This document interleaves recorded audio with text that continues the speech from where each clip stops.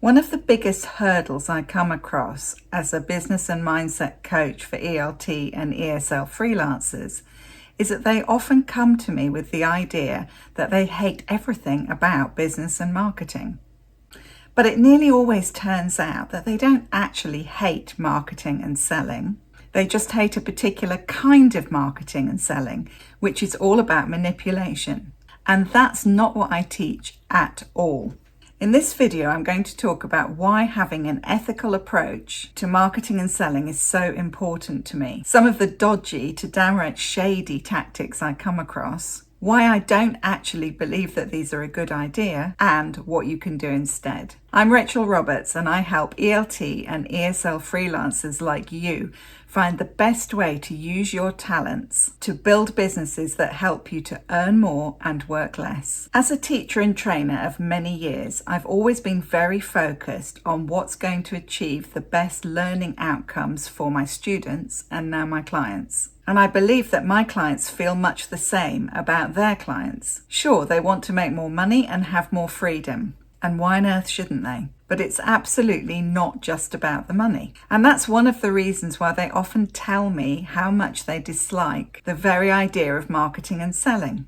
They don't want it to be all about the money. But, and it's a big but, this doesn't mean that they have to go out of their way to make sure that they are always worried about money, or that they're being exploited, or that they're overloaded with too much work to try to make ends meet. It took me quite a long time to realize that there is actually nothing wrong with making money. Money's just a form of exchange. You give your students the skills and knowledge they need to pass that exam or do better at work, and they give you money in return. Both sides win. You're not taking anything from anybody. Where it becomes unethical is where one side is trying to trick or exploit the other side, and they don't fulfill their part of the bargain. So we get the stereotype of the used car salesman, pretending that a car is in perfect working order and that it's worth thousands, when in fact it will probably break down not long after you drive it away and isn't worth a fraction of what you paid. Have you ever invested in something like that and regretted it? Have you ever felt pushed into buying something that you didn't really want? Tell me about it in the comments. But just because some marketeers and business people do things like that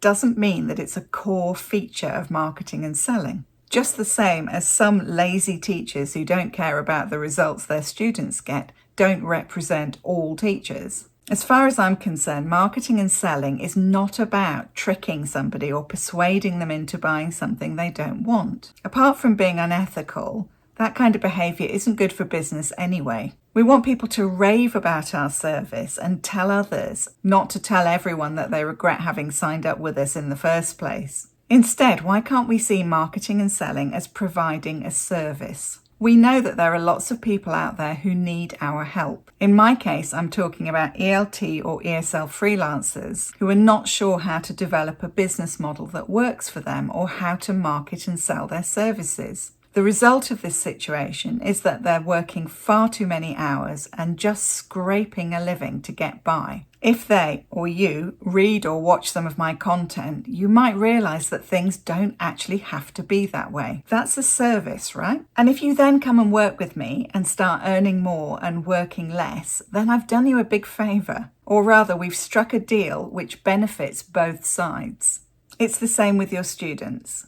If your service helps them to get the IELTS score they need, for example, they'll be delighted to have found you and be only too happy to pay for your service. Are you starting to think about marketing and selling a little differently now? But what about those shady, unethical practices I mentioned? They're still out there, right? Yes, absolutely. And sometimes it is a fine line. For example, personally, I think it's more than okay to set a deadline when promoting an offer. When I open the doors to my membership, the Confident ELT Freelancer Collective, I give people just a week to make that decision to sign up. And if they don't, then they have to wait until next time. I'm consciously using the psychological principle of urgency. But I'm fine with this because I know that everybody needs a little bit of a push sometimes to make a decision, especially if it's around something that requires a bit of effort or work. That's why we start revising much harder as the exam gets closer. If there's no urgency, we might not get round to it at all, and that actually wouldn't be a good thing for us. So by providing that psychological push, I believe I'm helping people to make a good decision.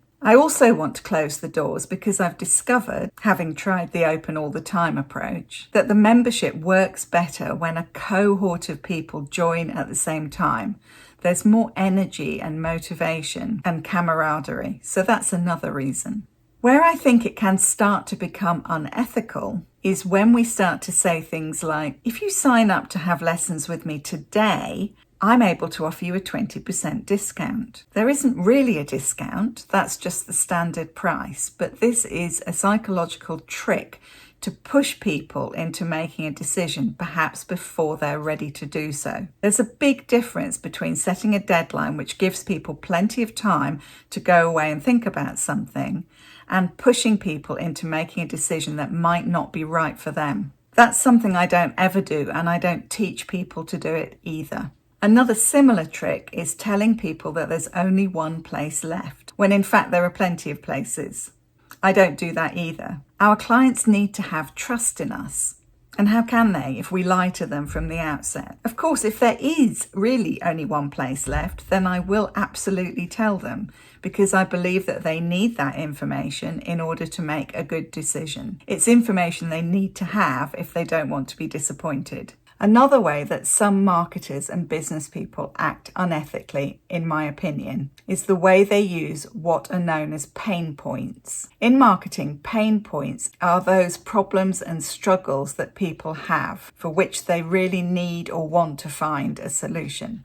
So we aim to solve or help people with those pain points through our service. Now, I'm not at all against using pain points in marketing. If people have these problems and we can show them that we understand these problems and that we do have a solution to help people with them, that we can genuinely help them solve them, then we're doing them a favour.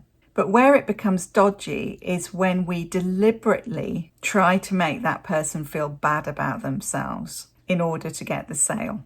For example, I've come across people telling potential clients that if they don't buy this offer, it means that they're not fully committed or that they will never succeed. No, it doesn't mean that. It might just not be the right time for them, or they might not yet fully understand what help they need. Or it might just be that yours isn't the right service or offer for them, full stop. And if that's the case, I think we need to tell them. Have you come across any dodgy marketing practices like the ones I've just described?